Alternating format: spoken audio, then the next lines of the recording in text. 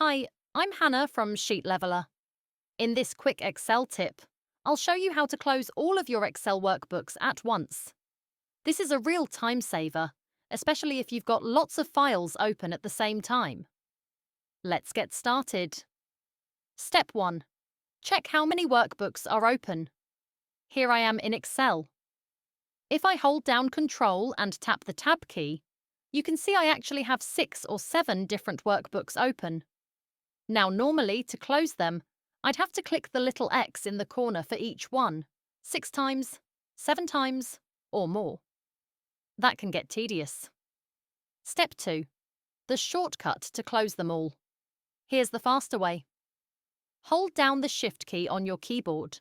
While holding Shift, click the X in the top right corner of any one of the workbooks. And that's it. Excel instantly closes all of your open workbooks at the same time. Step 3. What about unsaved files? Don't worry.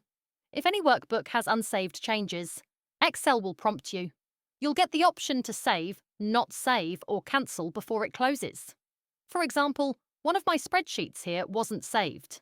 I clicked Save, and now all of my files are closed. That's the trick. No more clicking X over and over again when you're ready to finish your workday. I'm Hannah from Sheet Leveler. I hope you found this tip helpful. If you did, please like, subscribe, and hit the bell so you'll be notified when I post more Excel tutorials.